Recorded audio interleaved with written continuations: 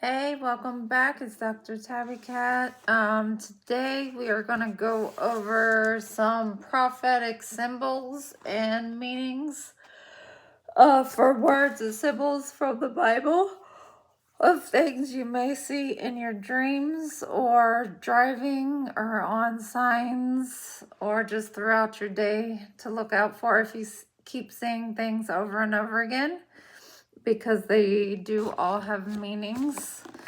And especially in your dreams, you should always pay attention to your dreams and jot those down every morning when you wake up, everything that you can remember. Because they may not make sense at the moment, but then maybe a week later they will make sense, or you may hear somebody somebody may be having a conversation with you, and something may come up from your dream that they say. So let's get into it. All right, so the first word is an altar. So if you see an altar in your dreams, or somebody says the word altar, or speaking on it, or you see the word altar, I'm so sorry. This is what it can mean. The symbolism is worship, sacrifice, covenant, meeting place, and intercession. Interpretation. The altar is a profound symbol representing worship, sacrifice, covenant, a meeting place between God and humanity, and intercession. It is a focal point for various significant spiritual activities and encounters, reflecting the depth and multifaceted nature of the relationship between God and his people. So, the key scriptural references and symbolic meanings for the altar are: number 1, worship and adoration. Genesis 8:20. Then Noah built an altar to the Lord, and taking some of all the clean animals and clean birds, he sacrificed burnt offerings on it. The altar is primarily a place of worship and adoration where believers sacrifice to honor and glorify God. Noah's altar. I am so sorry. Noah's altar after the flood signifies thanksgiving and worship for God's deliverance. Number 2, sacrifice and atonement. Leviticus 1:4-5. You are to lay your hand on the head of the burnt offering, and it will be accepted on your behalf to make atonement for you. You are to slaughter the young bull before the Lord, and then Aaron's son, the priest, shall bring the blood and splash it against the sides of the altar at the entrance to the tent of the meeting. The altar is a place of sacrifice and atonement where offerings are made to seek forgiveness for sins. The sacrificial system established in the Mosaic Law revolves around the altar, emphasizing its role in reconciliation with God. 3, covenant and promise. Genesis 12:7. The Lord appeared to Abram and said, to your offspring I will give this land. So he built an altar there to the Lord who had appeared to him. Altars are often associated with covenants and promises. Abraham built altars to mark significant encounters with God and to commemorate his promises, establishing a physical reminder of God's covenant. 4, meeting place between God and humanity. Exodus 20:24. Making an altar of earth for me and sacrifice on it your burnt offerings and fellowship offerings, your sheep and goats and your cattle. Wherever I cause my name to be honored, I will come to you and bless you.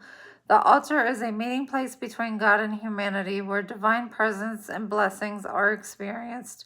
It is a sacred space for communion with God. 5, intercession and prayer. 1 Kings 18:36-38. At the time of sacrifice, the prophet Elijah stepped forward and prayed, Lord, the God of Abraham, Isaac, and Israel, let it be known today that you are God in Israel, and that I am your servant, and have done all these things at your command. Answer me, Lord, answer me, so these people will know that you, Lord, are God, and that you are turning their hearts back again.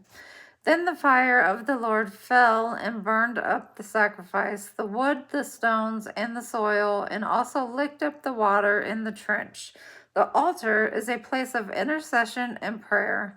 Elijah's confrontation with the prophets of Baal on Mount Carmel demonstrates the altar's role in seeking God's intervention and displaying his power. Number 6, holiness and consecration. Exodus 29:37. For 7 days make atonement for the altar and consecrate it. Then the altar will be most holy, and whatever touches it will be holy. The altar is a symbol of holiness and consecration. It is set apart for sacred purposes, and whatever touches the altar is considered holy, highlighting the need for purity and worship. 7. New Testament fulfillment. Hebrew 13:10. We have an altar from which those who minister in the tabernacle have no right to eat. In the New Testament, the concept of the altar is fulfilled in Jesus Christ, who becomes the ultimate sacrifice and the focal point of worship and reconciliation. The spiritual altar represents the believer's access to God through Christ's atoning work. 8. Memorial and remembrance. Joshua 22:34. And the Reubenites and the Gadites gave the altar this name, a witness between us that the Lord is God. Altars can also serve as memorials, marking significant spiritual events and witnessing God's faithfulness in actions. They are physical reminders of divine encounters and covenants. Just remember, if you have an altar at home,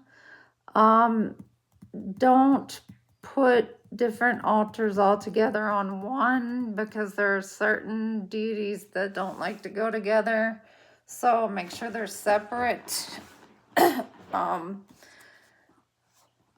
Even within the same realms, like the Egyptians, there's certain deities that don't like to be next to each other, so they don't get along. So just make sure that you educate yourself before putting them together.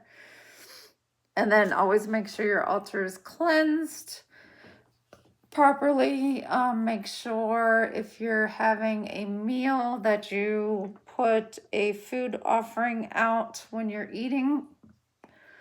That's always good to do. And then you always have the ancestor money that you can put out as well. All right, an anchor. If you see an anchor in your dreams or out and it keeps repeatedly showing up in your life, this is what it means. It's a symbol for stability, hope, security, and faith. Interpretation. The anchor is a powerful symbol representing stability, hope, security, and faith. It is often used metaphorically to illustrate the steadfastness and reliability of God's promises and the security believers have in their faith. The anchor serves as a comforting reminder of the hope firmly rooted in God, providing stability amongst the storms of life. Okay. Number 1, hope and security in God's promises. Hebrews 6:19. We have this hope as an anchor for the soul, firm and secure. It enters the inner sanctuary behind the curtain. This verse features the anchor as a symbol of a firm and secure hope. The hope refers to here is the assurance of God's promises and the security believers have in their salvation through Jesus Christ.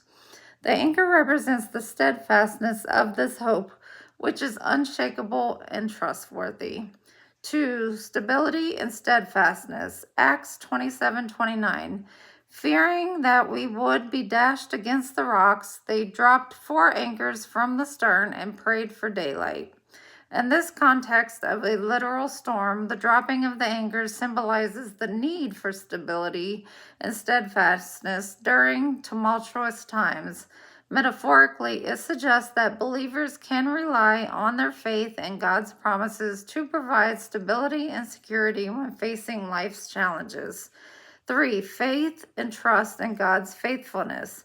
Isaiah 33:6. He will be the sure foundation for your times, a rich store of salvation and wisdom and knowledge.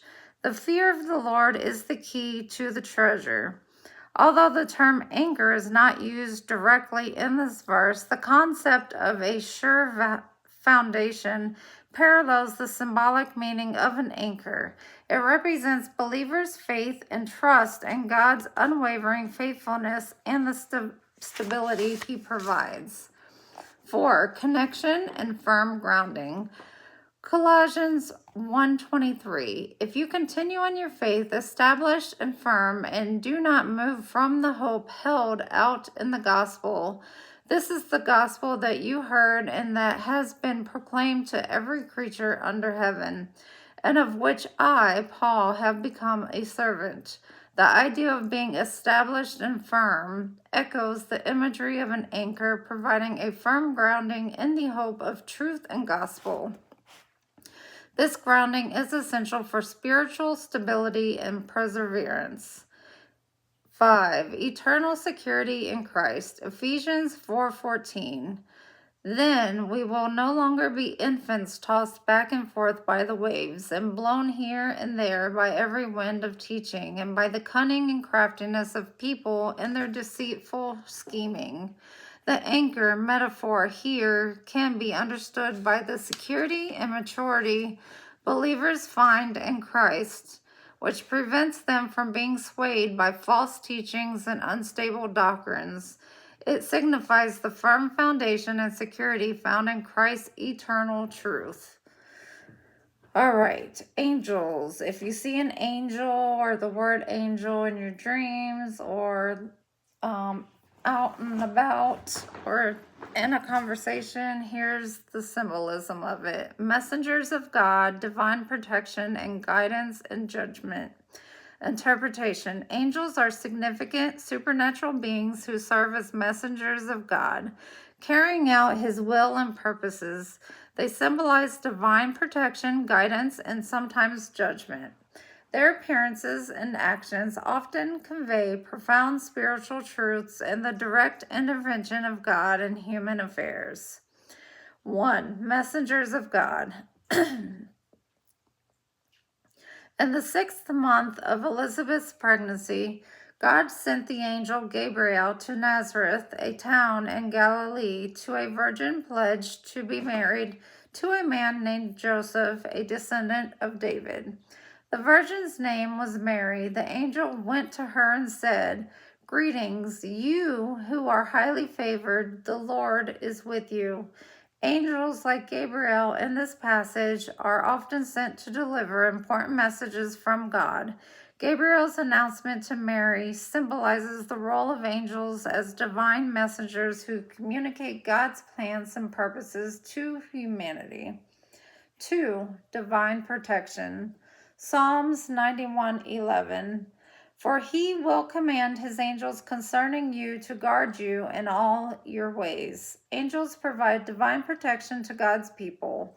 This verse signifies angels' protective role, emphasizing God's care and provision for His followers through His angelic host. Guidance and direction. Number 3, Acts 8:26. Now an angel of the Lord said to Philip, "Go south to the road, the desert road that goes down from Jerusalem to Gaza." Angels guide and direct God's servants in the missions and tasks. The angel's direction to Philip symbolizes the guidance that angels provide, ensuring that God's purposes are fulfilled through His people. 4. Execution of judgment. 2 Samuel 24:16. When the angel stretched out his hand to destroy Jerusalem, The Lord relented concerning the disaster and said to the angel who was afflicting the people, Enough, withdraw your hand. The angel of the Lord, and then at the threshing floor of Araunah the Jebusite. Angels can also be instruments of divine judgment. The passage highlights the angels' role in executing God's judgment, demonstrating their mission's serious and powerful nature. 5. Worship and praise. Revelation 5:11-12. Then I looked and heard the voice of many angels, numbering thousands upon thousands and 10,000 times 10,000. They encircled the throne and then living creatures and the elders. In a loud voice they were saying, Worthy is the Lamb who was slain to receive power and wealth and wisdom and strength and honor and glory and praise. Angels are depicted as worshipers of God, praising Him continually. This scene in Revelation symbolizes the worship and adoration of angels that offer to God, joining in the heavenly chorus to honor Him. 6. Revelation of divine mysteries. Daniel 9:21-22. While I was still in prayer, Gabriel, the man I had seen in the earlier vision, came to me in swift flight about the time of the evening sacrifice. He instructed me and said to me, Daniel, I have now come to give you insight and understanding. Angels often reveal divine mysteries and help us understand God's plan. Gabriel's revelation to Daniel signifies the role of angels in illuminating God's purposes and providing spiritual insight. 7. Ministering spirits. Hebrews 1:14.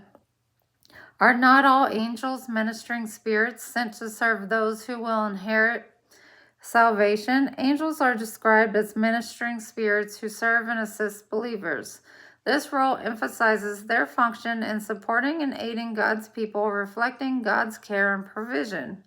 The angels encompass themes of messengers of God, divine protection, guidance, and judgment. Angels are powerful, supernatural beings who carry out God's will and communicate His messages to humanity. They provide protection and guidance to believers, ensuring that God's purposes are fulfilled. Angels also execute divine judgment, emphasizing the seriousness of their mission.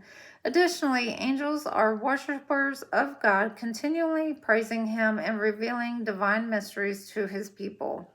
They serve and support believers as ministering spirits, reflecting God's care and provision.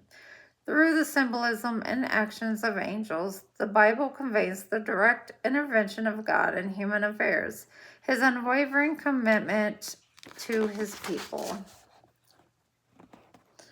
All right. And anytime you want to know who your enemies are or who's doing anything to you before you go to sleep at night, just ask Archangel Michael to please give you the names or visions, however it is that you like to receive them, of your enemies, and you will receive the answer. All right, Angel of Light is deception, falsehood, perversion of truth, and spiritual warfare. The phrase Angel of Light primarily refers to the deception appearance of evil, specifically how Satan can disguise himself to mislead and deceive believers. This symbolism emphasizes the need for spiritual discernment, awareness of false teachings, and vigilance in spiritual warfare. It shows the contrast between genuine divine illumination and the counterfeit light that seeks to lead people astray. Number 1, deception and falsehood. 2 Corinthians 11:14. And no wonder, for Satan himself masquerades as an angel of light. This verse directly addresses how Satan can appear as an angel of light, symbolizing his ability to deceive by presenting himself as a bearer of truth and righteousness. It warns believers to be cautious of appearances and to discern true spiritual light from falsehood. And remember, Satan, he was very beautiful. He was very gorgeous. So he really didn't have to wear a mask. All right, 2, perversion of truth. 2 Corinthians 11:13-15. For such people are false apostles, deceitful workers, masquerading as apostles of Christ, and no wonder, for Satan himself masquerades as an angel of light. It is not surprising then if his servants also masquerade as servants of righteousness. Their end will be what their actions deserve. This passage expands on the theme of deception by noting the false apostles and deceitful workers also disguise themselves as servants of righteousness. It underscores the danger of perverted truth and the importance of identifying and rejecting false teachings. 3, spiritual warfare and discernment. Ephesians 6:11-12. Put on the full armor of God so that you can take your stand against the devil's schemes. For our struggle is not against flesh and blood, but against the rulers, against the authorities, against the powers of this dark world, and against the spiritual forces of evil in the heavenly realms. Although not directly mentioning the angel of light, this passage emphasizes the spiritual warfare believers face, recognizing Satan's deceptive tactics, including masquerading as an angel of light, is part of the ongoing battle against spiritual forces of evil. 4, contrasts with true light. John 8:12. When Jesus spoke again to the people, he said, I am the light of the world. Whoever follows me will never walk in darkness, but will have the light of the life. Jesus declares himself as the true light of the world. This contrast shows the difference between the genuine divine light of Christ and the counterfeit light that Satan presents. It encourages believers to seek and follow the true light. The danger of being led astray. Matthew 24:24. For false messiahs and false prophets will appear and perform great signs and wonders to deceive, if possible, even the elect. This warning from Jesus about false prophets and messiahs performing signs to deceive even the elect ties into the concept of the angel of light. It shows the reality and danger of being led astray by deceptive appearances and emphasizes the need for vigilance. Okay. Yeah, you always have to be aware of false prophets, false apostles, false tarot readers, all of that, because there's always light and dark. And it's so funny, like, I love how spirituality works because I wasn't even sure what we were going to discuss today. Like, everything is last minute. I always meditate and then just get up, and whatever my spirit leads me to is what I get. So this is what I ended up with today. And then I don't look through any of the readings or anything prior. I just page through it, and whatever it lands on is what we read. So now that we're on this and ending it with this, there are many copycat tarot readers out there. I have a few, I think, or a couple that I know of for sure that are copying my work, which I don't know why, because I don't consider myself a tarot reader. I am a philosopher, a counselor. I just do the tarot reading to pep it up some, to make it a little bit more fun, for the educational part. But yeah, they are copying my work, and they're doing other stuff on their channels. So if you see any of that, you can report it. It is not me, and you guys know my tattoos. So yeah, And then also, they are also doing scams with pornography. I know we're not supposed to discuss that on YouTube, but they are with pictures and videos of myself and putting them on, I guess, porn sites, or I don't know if it's on the black web or dark web. I don't know what it's called, but and making money off of it and speaking with men or gentlemen, whoever, making money off of that. So that is not me. That is a male and a female couple doing that. So you can report that as well. So none of that is me. This is me here. This is all I do on YouTube and TikTok and Facebook and Instagram. That's it. So I don't do any of that. But, you know, everything will come to light. It always does. So, but with symbolisms, yeah, anything, if you ever like go through the week and you keep seeing something pop up over and over again, or you keep hearing a word pop up over and over again, then it's meant for you to hear it, and it's meant for you to understand it for some reason. So look it up, look up the meaning of it, look up the spiritual meaning, and then just see what it means, and then pay attention to when it is that you're seeing it, like what conversations are going on when you're seeing it, because that makes a difference as well.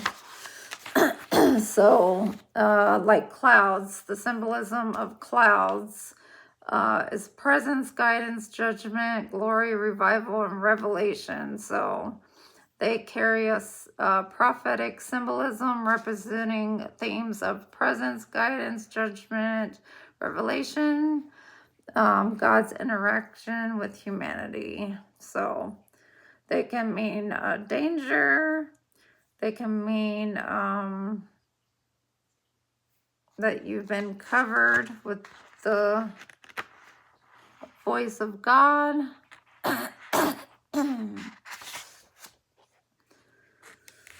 Even like certain colors, if you keep seeing a certain color pop up, that can mean something as well. So like the color blue means heaven, divinity, revelation, and authority. The color black, mourning, judgment, famine, and suffering. Color gray is wisdom, aging, uncertainty, and sorrow. Green is life, growth, renewal, and prosperity. Red is sacrifice, atonement, passion, and warfare. White is purity, righteousness, holiness, and victory. Purple is royalty, wealth, nobility, and authority. So, all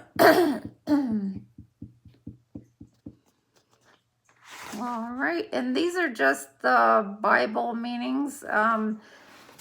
Whenever you, like if you do tarot or any kind of divination, you as well can provide your own meanings to symbols. You don't have to go by what books or anything say that you have to go by. So it's whatever your intuition tells you. All right, so let's do a little reading. I got a lot of, I grabbed all my spiritual decks. So as always, we'll start with the astrology one. Let's see what comes out.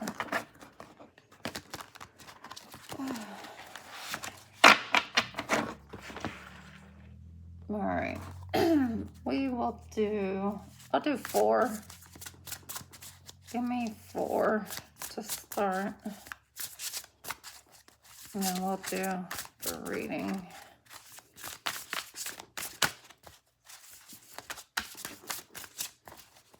And I know it's been an emotional week with all these planets lined up in Aries. Like, it's literally like all over the place with emotions. So I don't know if you guys are feeling it too. All right, we got bucket chart. So if you look at the chart and your astral chart, it's called a bucket chart. If it looks like this, it's usually most of the planets are on one side of the chart, and there is a single isolated planet on the opposite side. This type is energetic, ambitious, and wants to fully experience life. They may be focused in the direction of the isolated planet. A pioneering but inflexible spirit can be a component of this type. Career and focus for this person may be determined by a solitary planet in its house and sign. Okay, let's get 3 more. And if you do need to cry and purge, do it, and then you can sage and cleanse yourself and say, you know, thank you for purging, and you got it all out of your system.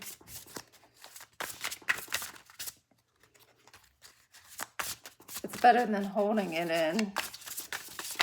You don't want to hold it in.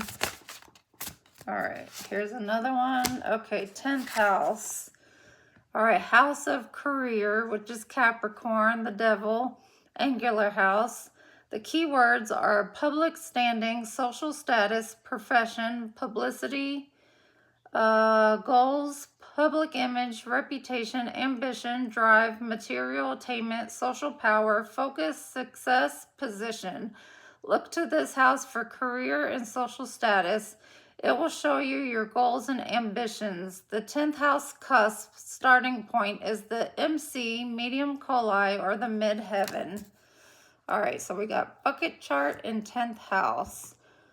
So solitary planet, career and focus, and this one is material and focus on success. All right, 2 more.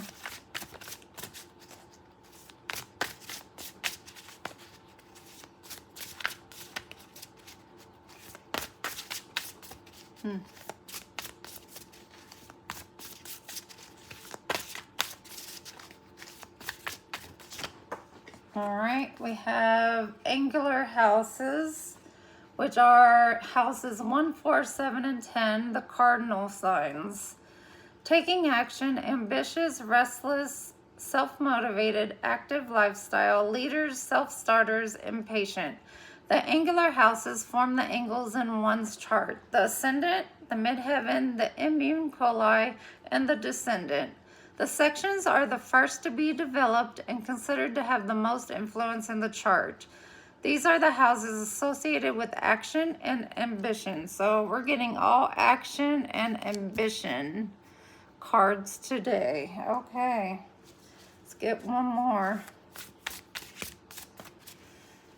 So all action, which is Aries. Okay, last one. Descendant, theme, reflected self, mirror other people, projections, what we attract, hidden roles, expectations, opposites, and lessons. This sounds like karma. All right, the descendant is how you see yourself reflected in others. It can be the roles other people expected you to play, or how you are in partnerships. One may surround ourselves with people who embody the sign of their descendant. The lesson here is learning to integrate your descendant with your ascendant and create a well-rounded personality. So this is really about retrograde and karma and lessons and reflecting. Yes, reflecting on the lessons. All right, let's get started. Let's do this one, which is this is the Work Your Light Oracle deck. All right, give me something for bucket chart.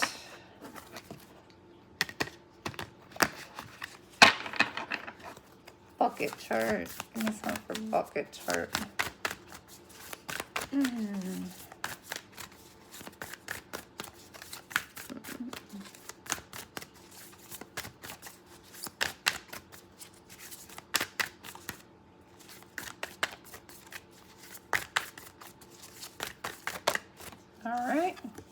We have get grounded. Empaths, highly sensitives, connect with nature. So all my empaths, you need to get grounded, get out in nature. Especially after it rains, when the trees' barks are still wet. If you just touch the tree bark for 5 to 30 minutes after it's wet, that's the best way to get grounded. So that's for the bucket chart. All right, 10th house, career, Capricorn. Give me something for that. Well, we got the Great Gathering. It's all coming together. Intuitive hits in your soul tribe. All right, so maybe some of you guys are going to get a new job where you meet your new soul tribe and you're all going to get together. That looks like Arizona in the background. Those rocks. All right, so you're going to meet your new soul tribe. And the house of career. All right, the angular houses, the cardinal signs. Give me something for that. We got too many. All right, we got 4. All right, it says, don't dim to fit in. How are you dimming your light in order to fit in? So don't change yourself to fit in when you meet this new soul tribe. Just be yourself. And then it says, trust the niggle. What's the niggling feeling trying to tell you? So always trust your intuition. When you're around new people and you get a certain feeling about someone, if it's telling you something, yay or nay, always listen to that. Okay, and it says you're already doing it. Stop overthinking. Keep facing your true north. You're already in your north node, so keep going. Don't look back. Please don't go back to the south node with the karmics. That's just going to ruin everything. You're already in your north node. Keep going. You're doing good. All right, and the ever unfolding rose cracked open. It's happening for you, not to you. Remember, the lessons that you're learning is happening for you, not to you. The lessons are to help you grow, not to hurt you. Just always think positive when things are happening, because it's going to happen anyways, so just let it happen. All right, last one, descendant, reflected self. Give me one for that.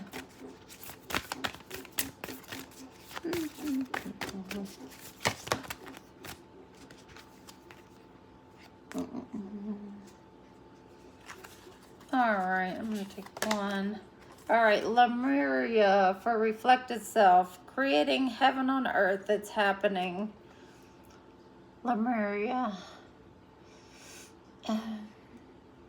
Create your heaven on earth and do some reflection. All right, and take a leap of faith, because the universe will catch you for your transformation. All right, let's do this one. This is the Starseed Oracle. Give me some for Get Grounded and Bucket Chart. Get Grounded and Bucket Chart.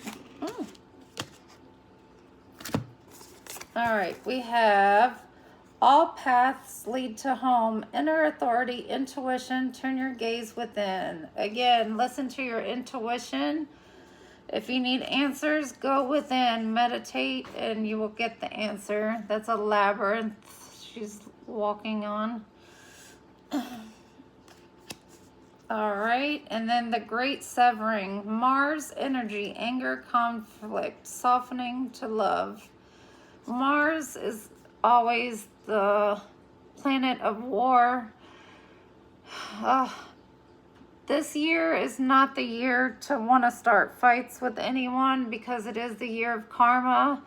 You want to stay calm and balanced as possible, so you want to stay even keeled. So if somebody like literally is in your face calling you every name, just smile and say thank you and walk away.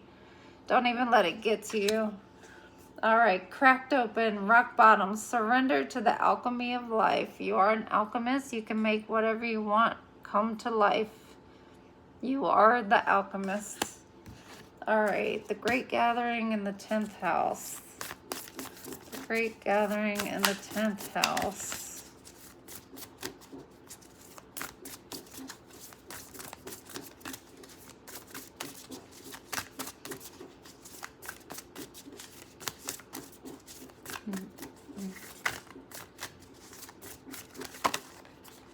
No more. All right, we got Earth. Learning how to be human in the world, but not of it. So you're learning how to be human, to be in this world, but you're not from it. You're a star seed. You're not from here, but you're learning how to be here while you're here, and to learn as much as you can, because you're here to learn and to have fun. Okay, whale and orca elders, share your song, frequency of sound, diving deep. I love this because this is something I actually do and my ancestors do. And actually the whale is actually a symbol of my ancestors, and we actually do the dolphin and whale sounds as frequency, so for healing, and it does help. And I have a friend that actually does that. She sings and produces that. All right, and now we got the ever unfolding rose. You're already doing it. Trust the niggle and don't dim to fit in. Give me one for that.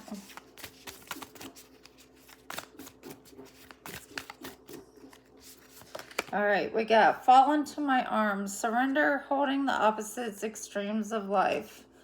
Surrender to the universe. Stop trying to control everything. Just surrender and let it go, and then everything you want to manifest will come true. It will come to you quicker. The more you try to control things, then the further away it is. All right, last one, Lemuria and Descendant. Lemuria and Descendant. All right, we have Star Keeper, Cosmic Ancestors. Seed the light by staying grounded. Always have to be grounded. A lot of times when we're spiritual, we really are up in our head a lot, and we do daydream a lot because we're always getting downloads, and you know, we're always getting symbols and synchronicities, and we really do need to stay grounded because it can get out of hand. So always stay grounded. All right, and we got Earth School and Star Brothers. All right, let's start the reading. And I don't know what the reading will be today, so we'll see. I just wanted a spiritual reading today. All right, so let's see.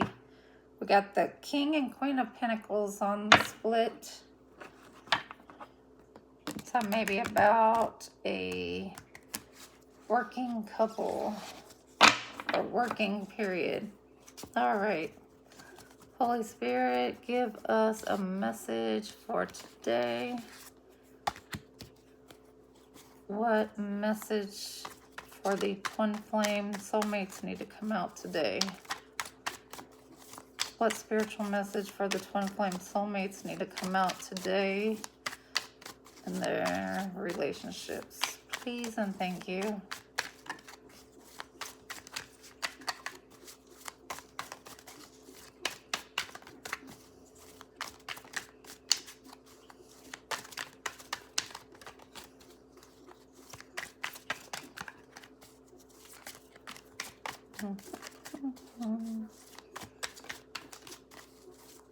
Maybe one for over there.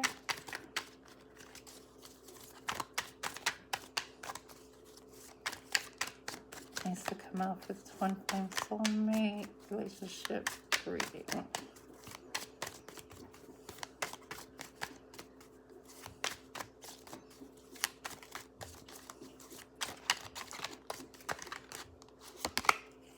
Okay, we're starting off with the Five of Wands, but this is a spiritual deck, and we have the Nine of Pentacles on the bottom. All right, so the Five of Wands in this deck is all about the solar plexus, which is the yellow that's in the middle of your abdomen. That's where you get your power from. That's a battle of power between these two females. They're battling for power. Who's going to win? Who has the power to take over? So there is conflict going on, and this is for the bucket chart sign.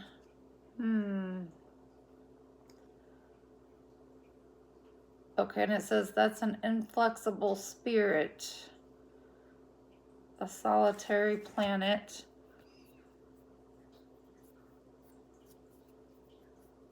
Okay, and it says surrender to the alchemy of life. Okay.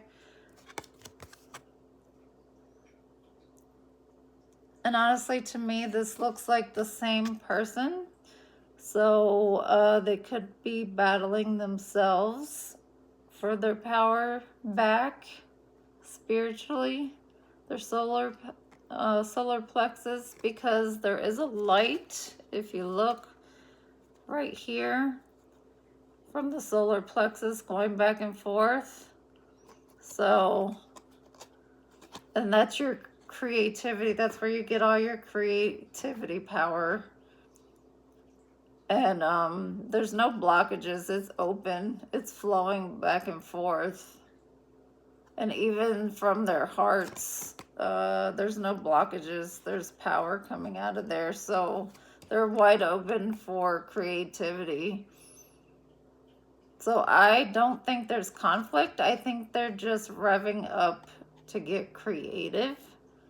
So yeah, we have a couple people here, or it could be the same person reflecting on themselves, just trying to get in their creative moment, get their creativity back. Maybe they've been in a stagnant energy. Maybe they've been blocked for a long time, for many years, maybe 5 years or more. And now they're trying to get that back. So, because I do see the roof up here, that's closed. So maybe they're trying to blow the roof off to get connected to spirit again. Okay. All right, give me one for here.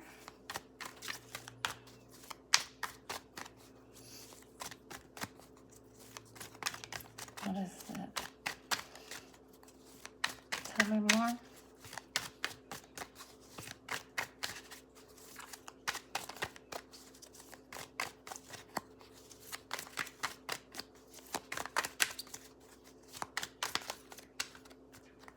All right, we got the Eight of Swords. Okay, the Eight of Swords. And at the bottom, the Eight of Wands. So 8 could be significant. Eight of Swords is usually mental. Well, the swords are mental. It's usually a mental imprisonment. She's tiptoeing around the swords so she can get through, which, as you see, the swords aren't that tall, so she can easily like step through them, step over them. But she's the one making it harder for herself to go through. She's the one giving herself fear when honestly she can just walk around the swords instead of walking through them. But she's choosing to walk through them. So yeah, it's about the mental state. So maybe that's why there was a blockage. It's because their mental state was not clear. They had some fogginess going on, and then especially with the Eight of Wands. All right, give me something for this.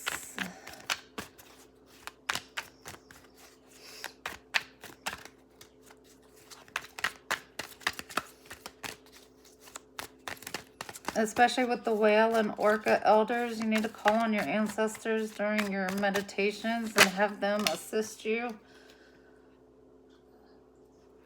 Okay, we got the Queen of Wands.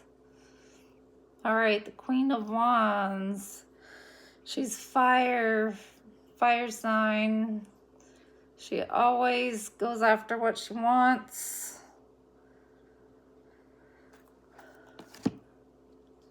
She's always steals the show.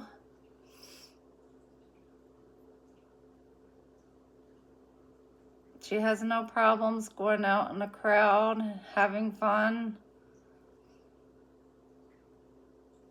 She can be the talk of the town, popular, beautiful.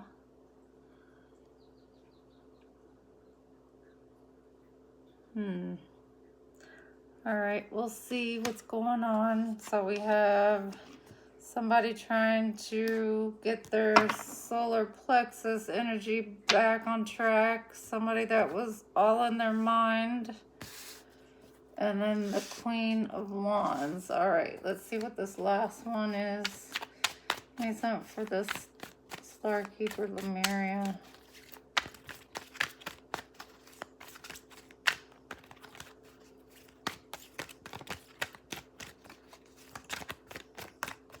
All right, we have the Star. All right, so the Queen of Wands is the Star. Like I said, she's popular, usually well known. Okay, and that's under Star Keeper and Lemuria, and the card's purple as well. Okay, so the Queen of Wands is a Star. That's Aquarius. That's fire sign. Mental imprisonment. Solar plexus. Power. Star. Once is a Star. Maybe there's somebody else involved trying to block her. We have the Tower on the bottom.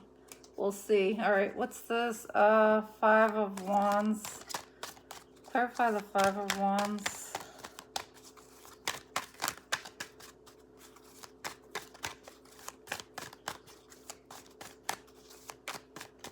Clarify the Five of Wands.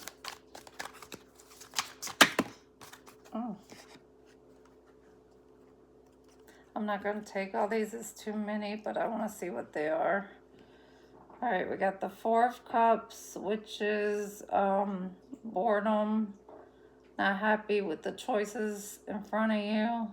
The Moon, secrets, subconscious, temperance, balance.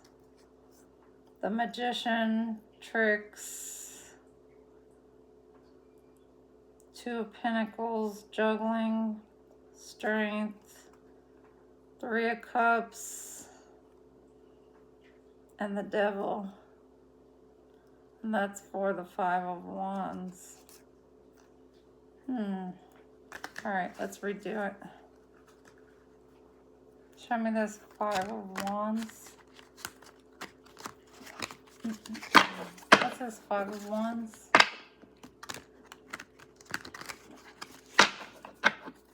This is Five of Wands. All right, we got the Six of Wands, which is celebration, and the Ten of Pentacles, which is family. So a family that is celebrating with the Five of Wands, which is the solar plexus. Okay, so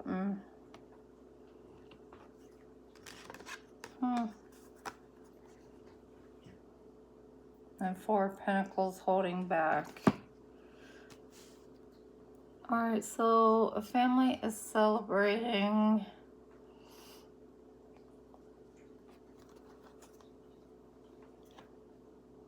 Over the solar solar plexus energy, or maybe they're trying to siphon somebody's solar plexus energy. They could be siphoning it from somebody. Cups, 2 of Wands.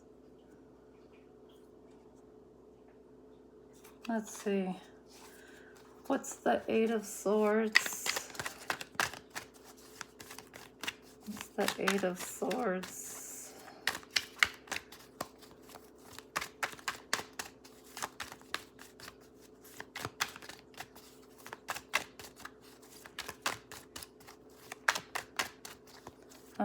Eight of Swords, clarify.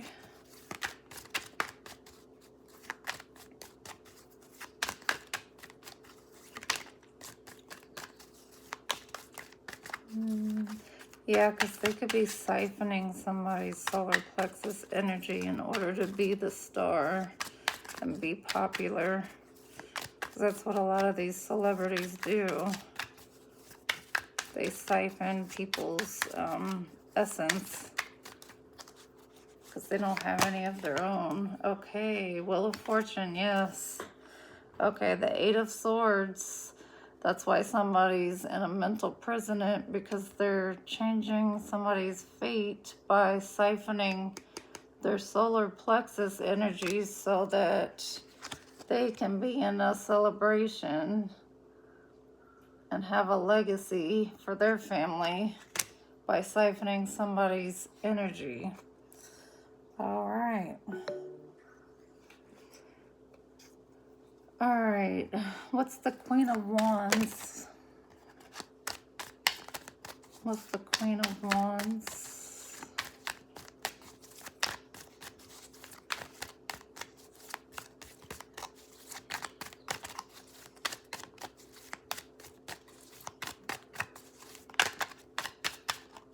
What's the Queen of Wands? The Queen of Wands is the King of Pentacles. So the King of Pentacles is siphoning the Queen of Wands solar plexus energy, or he's with her to gain clout from her, to be in this celebrity status, to celebrate and gain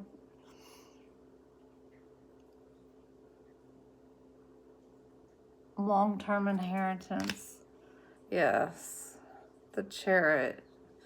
Yes, so that he can move forward. Yep, to illuminate the sun and the moon. Okay, yes, the King of Pentacles is with this Queen of Wands, siphoning her energy, her solar plexus energy, basically, because he wants her clout to also be seen for this celebrity status, and this 10 of Pentacles, which is longevity. You know, that's the highest pentacle, so that's generational wealth. And then the Wheel of Fortune, he's trying to turn that in his fate. So, but why is he all in fear and all up in his head for? All right, let's see what the Star. What's the Star? What's the Star?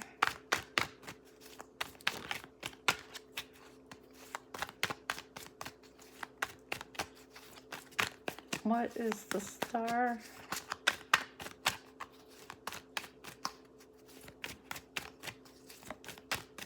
Clarify the Star, please. All right, the Star is the 9 of Swords. Okay. Or maybe they're both doing it to the Star. Okay, so the King of Pentacles and the Queen of Wands are both putting the Star in the 8 of Swords and the 9 of Swords. The 8 and the 9 of Swords. They're ciphering her Okay, they're ciphering the stars and Aquarius solar plexus energy and putting her in the 8 and 9 of swords, which she's only got one more sword to make it the 10 of swords for a total betrayal or to unalive her. Wow.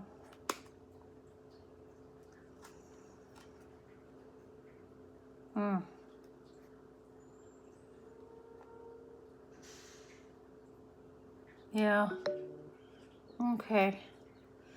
All right, clarify the 6 of Wands and the 10 of Pentacles. 6 of Wands and the 10 of Pentacles.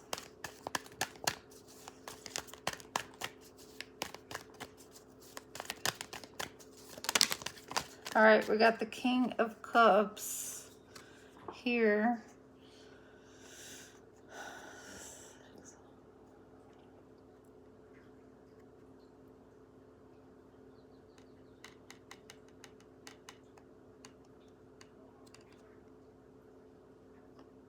Okay, so they're ciphering the solar plexus from a star who is a King of Cups. So the star is a King of Cups who they're getting their solar plexus energy from. Okay. And you see he's got the armor up here, and he's got the staff, and he's got his head covered, his crown. But here he only has the shell there, but it's not really covering his solar plexus that well. All right. What's the Wheel of Fortune and the 8 of Swords? Wheel of Fortune and the 8 of Swords. I don't know why we're getting this message. Okay, the Wheel of Fortune and the 8 of Swords is the 9 of Pentacles. Because they want to make somebody independent, single, and successful off of this money, this clout, by siphoning this solar plexus energy. By turning the fate, the Wheel of Fortune to their fate. Okay. All right, give me something for the Queen, or King of Pentacles and Queen of Wands. Give me something for the King of Pentacles and Queen of Wands. The 2 of Cups. So a couple. The 2 of Cups is a couple, so they are a couple, so they're in it together.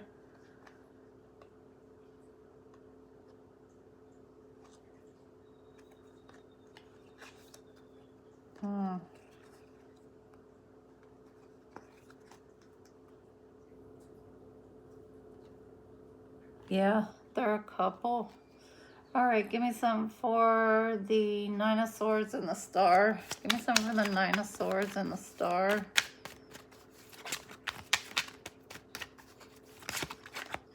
That wants to come out. Okay, we have the Sun. So the Sun is going to illuminate all of this. Father God, he's going to come out and expose everything. Like I said, always everything that's done in the dark will come out in the light.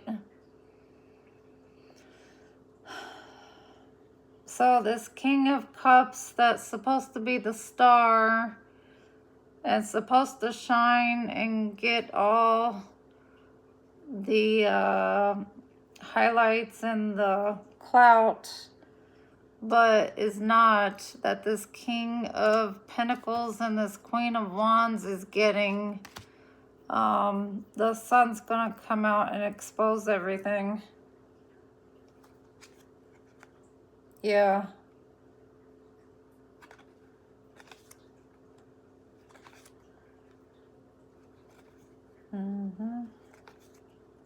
Definitely. All right.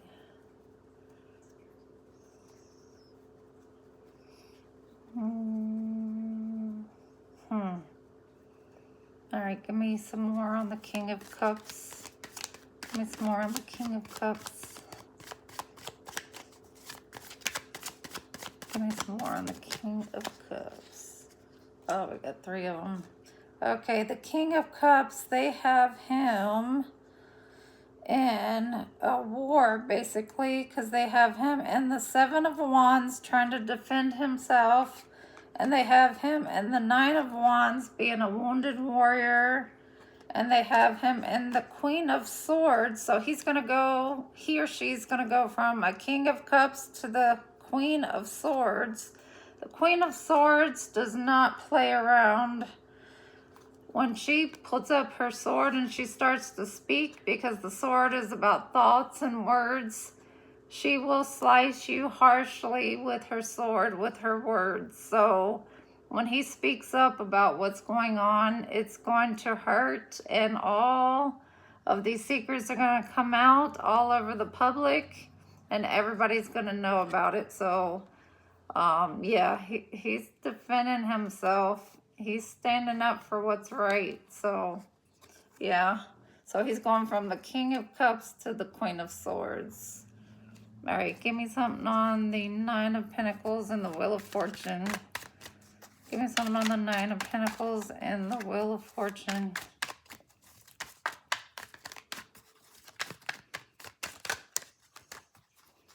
The 9 of Pentacles and the Wheel of Fortune.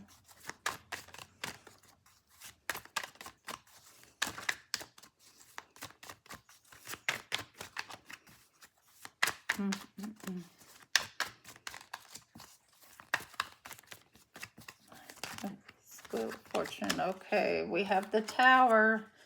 Yep, the Tower is going to come crashing down, and they're going to lose everything. Then we have the 5 of Cups and the 2 of Swords. Yep, they're going to be blinded by it. They're not even going to see it coming. Oh, yeah. All right, give me something on the 2 of Cups. This 2 of Cups. The 2 of Cups, we got the 8 of Pentacles and the 6 of Cups. So they thought, because they were in this community of feeling nostalgic and, you know, a protective community, working hard all together, these celebrities or whoever you want to say it is that siphon all these people's energy.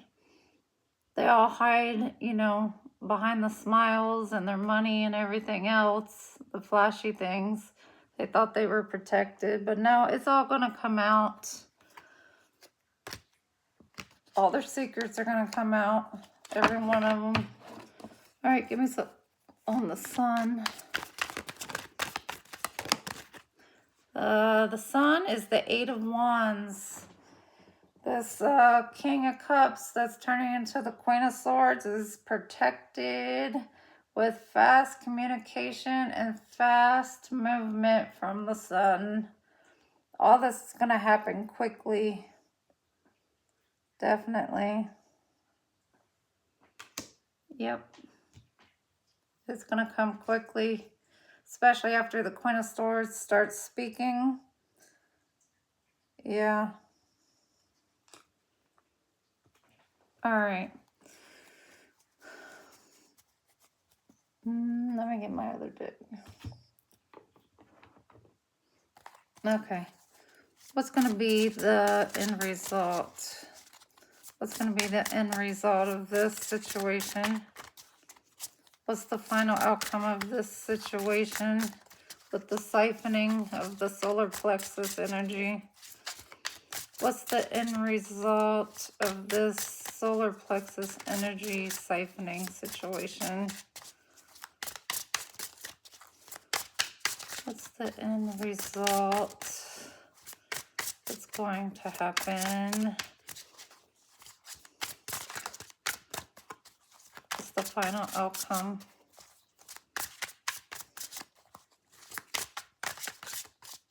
What's the final outcome? Final outcome, this King of Cups that turns into the Queen of Swords is going to become the Emperor. He's going to stand on business. He's going to get all his money back. He's going to get all his royalties back, everything. He's going to get all his light back. Look at all that light. It's all going to come back to him. Everything that they took, everything they siphoned. Yes, and now look, he has the robe around his solar plexus, covering it up, and the red is for the root chakra, the purple is for the royalties, the white is for purity, and the yellow is for the solar plexus. He's getting it all back. So that is how it's going to end, and then he's going to be in celebration, celebrating. So that is good. All right, we'll do another one, another little one. We got a few minutes. All right, I don't know why that little story came out. So apparently somebody's siphoning, probably some light workers, solar plexus energy as usual. Because, you know, these people, these celebrities can't do anything on their own. So they got to use somebody that's actually talented to do anything.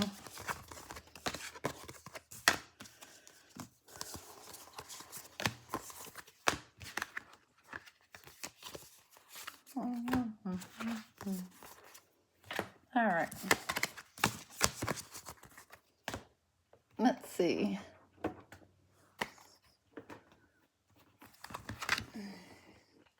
We'll just do a quick love story, a different one. Love read. Since that really wasn't a love read.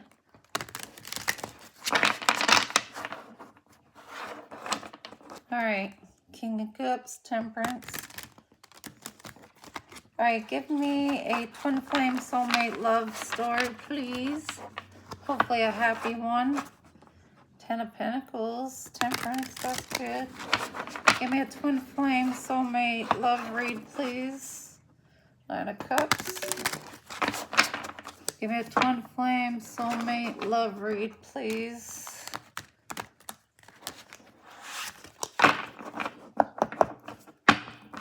Twin flame soulmate love read. What's the energy for love for the twin flame soulmates today? What's the energy for the twin flame soulmate love read? What's their energy, or who's in their energy for the twin flame soulmates? Who's in their energy for love? Anybody, anybody? Anybody there? Twin flame soulmate love read today. Who's in their energy? There we go. Ooh, Three of Cups. So, somebody that is socializing with friends, or it could be kindred spirits. Okay, so let's see. Could be a Libra. We have Empress on top and Justice on the bottom. That's both Libra. Okay, tell me more about the Three of Cups, of who this is and their energy. Who's this Three of Cups? Who's this Three of Cups?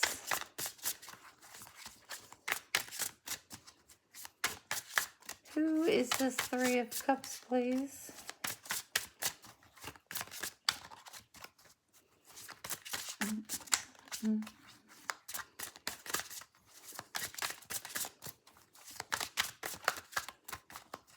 Clarify Three of Cups.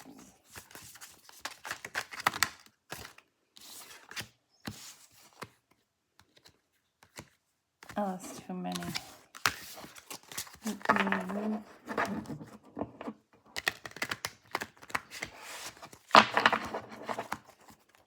Clarify Three of Cups. Who's socializing with friends or kindred spirits, or going out, or planning on going out, asking somebody out on a date. All right, we have Justice again on the bottom. Oh my goodness. Okay, Two of Swords. Somebody is pausing and thinking for a moment about the Three of Cups, asking somebody out. So somebody is taking a moment to think about asking somebody out. Okay. So they want to think for a minute to ask somebody out. All right. Well, tell me more. Tell me more about the Two of Swords and the Three of Cups. Why are they thinking about it? Why don't they just do it? I don't know. I'm an action person. I just get up and do stuff. I don't really think too long. Why are they just thinking about it? The Two of Swords. What is that? The King of Swords. Okay.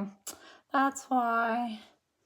Because this King of Swords always thinks, which, you know, that's what they do. They're logical. They think.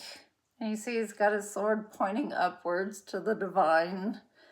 He's got to think forever. And we've got the Queen of Cups on the bottom. So he's thinking about asking her out, to hand her this cup and asking her out. All right. So he's not sure yet. He's like, let me wait and think about it. And we have the Ten of Cups on the bottom. I mean, that's a lot of love and family right there. Strength. Four of Wands. Two of Pentacles. Wow. Okay. Tell me more about the King of Swords and the Two of Swords and why he's waiting. Why is he taking so long to make a decision to ask her out? The Page of Pentacles. He's not sure what type of offer, or he's not sure how to bring up this date or how to offer her something. But he knows he has to offer her something small. To go out for coffee or movies or drinks. He's not sure. He doesn't know. That's why he's here. He doesn't know. He's like, I don't know. Is it Three of Cups or we do the Page of Pentacles? Who knows? My goodness, just do something. All right, tell me more about the Page of Pentacles. What's going on with the Page of Pentacles now? What's he thinking with the Page of Pentacles? What's up with that? That's way too many.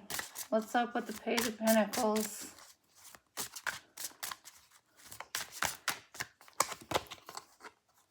Three of Swords. It's a union worth saving, but he's scared of an argument happening between the lovers. All right.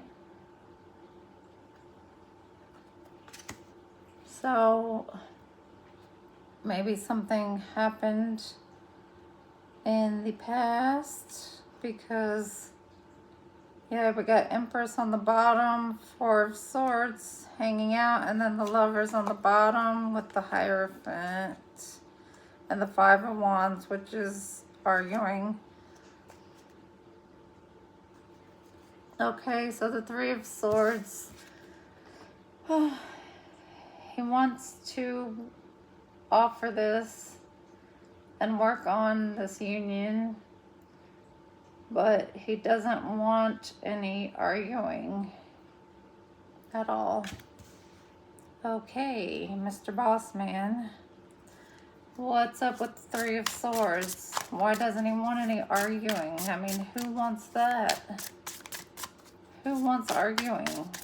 Not I. Three of Swords, what is that? What's the Three of Swords? Why does he have the Three of Swords out there? Which is the Libra card. There's lots of Libra coming out. Lots of swords. Okay, we got the Four of Wands. It did come out because he wants to be happy and comfortable and content. Oh my gosh. And the Wheel of Fortune is on the bottom with the Ten of Cups. Oh my gosh. So he feels like this is a fated relationship that's meant to happen and come together. Yeah.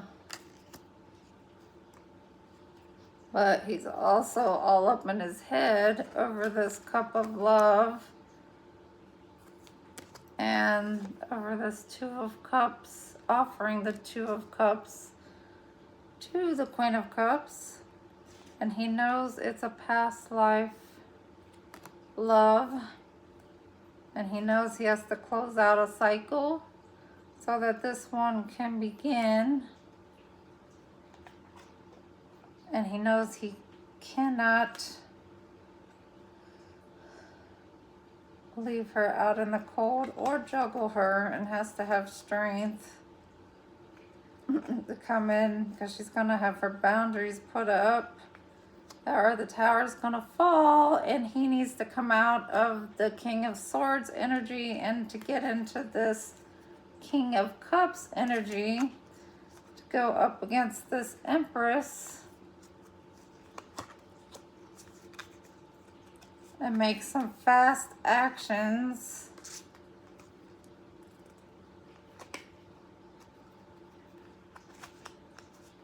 Yeah, he needs to do something. Oh my.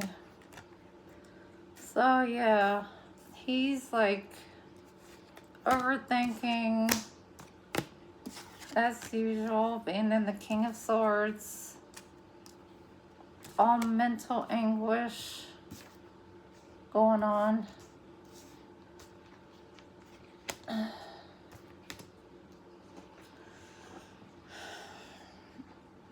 So we have the Wheel of Fortune under the Queen of Cups, Ten of Cups under the Three of Cups, Nine of Swords under the Two of Swords, the Ace of Cups under the King of Swords, the Two of Cups under the Page of Pentacles, the Six of Cups under the Three of Swords, and the World under the Four of Wands. All right, what is his next action? What is the King of Swords' next action for this Queen of Cups? What's his next action toward this Queen of Cups? Probably nothing. What's his action toward the Queen of Cups, please? Thank you.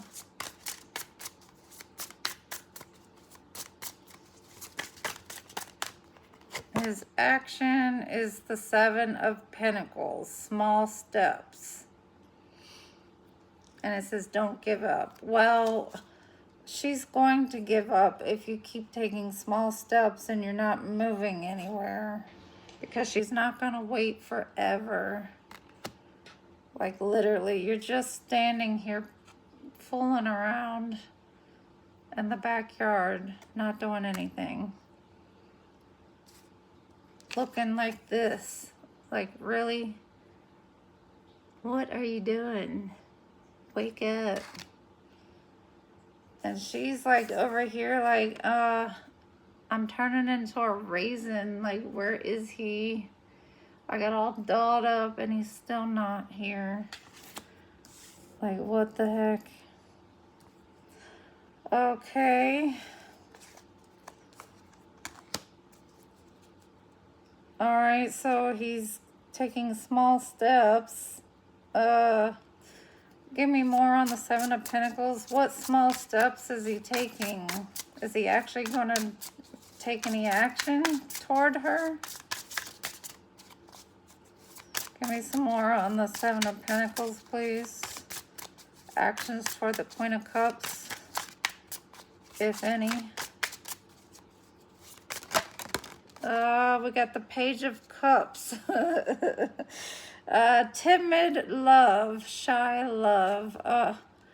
So he's shy, so that's why he's taking small steps. We do have music on there and two dolphins, so Maybe music is significant between the two of them. Oh my gosh. So no, he's not going to do much because he's timid. He's a shy little boy. And we have the 10 of Pentacles sticking out in the Hierophant. All right. Well, and the King of Cups is snaking out on the bottom. Okay. Well, he needs to do something. Give me more on the Page of Cups and the 7 of Pentacles on his actions. Page of Cups and the 7 of Pentacles on his actions.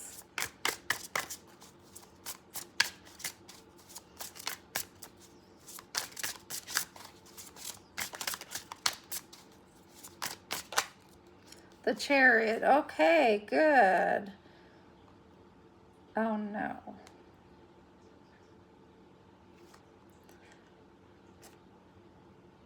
No.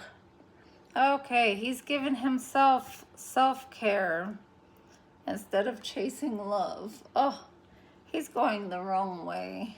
He literally needs to stop. His self-care is not where he, well, he does need self-care, yes. He needs to heal before coming into the Empress or the Queens, and he needs to be healed, you know, because he can't be unhealed, but he needs to at least communicate or he's going to miss this opportunity. And then she's going to have other options that are going to come in. Oh my.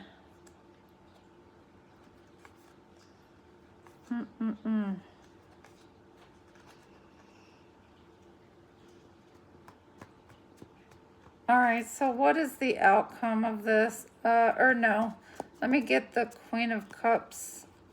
What is the Queen of Cups feelings for the King of Swords? What's the Queen of Cups feelings for the King of Swords?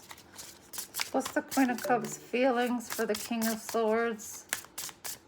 What's the Queen of Cups feeling for this King of Swords? Oh. Oh, well, okay. Well, what came flying out was the Queen of Swords, his match. So she's matching his energy, which is the Queen of Swords. And then she wants him to match hers with the King of Cups and then the Tower. So that's how she feels about him. She feels he disrupts her entire life with his actions, which is no actions. So, yeah. He needs to, like, stop. Stop old habits and ways regarding love. Yes. Stop it. Just friggin' do something already. Turn into this lovable person, offer the couple love. Or else she's going to get worse with this and she's going to cut you with that freaking sword and cut you off. And there's not going to be no cup of love. And then you're going to be in the 8 of Swords going, what the heck happened? Yes. Then there's not going to be no cup of love. All right, so what is the outcome of these two? Can we know the outcome of these two? The King of Swords and the Queen of Cups. What's the outcome for today? What's the outcome for today of these two?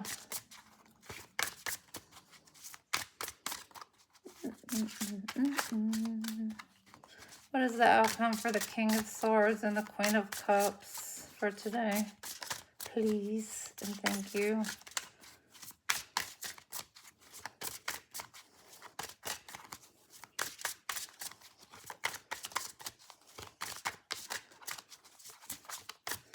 I have the outcome. All right, the outcome is the 7 of Wands, which is protecting yourself against a big ego and trying to see the other side. So he needs to stop and drop his big ego and try to see her side of things. So, and then we have the Queen of Wands on the bottom, and then the Seven of Swords sticking out, which is to seek compromise and diplomacy. All right. And the Eight of Cups on the bottom, which is walking away, or the top. Okay, so that is it. So he needs to step it up a little. Stop being timid. Just blurt it out. I mean, with technology, I'm sure you could write a letter or something. You know, send something. Send a funny video or something. That should make it easier. All right, well, hopefully you enjoyed the synchronicities, the words, and always be on the lookout for your synchronicities. If you want, get a journal, and this week, journal your synchronicities that you see for a week and see what all it is that you keep seeing over and over. And then write down the meanings of them and the conversations that are being told when you see them, or the songs that come on when you see them. And see if you know the meanings of them. All right. Have a good night. Bye.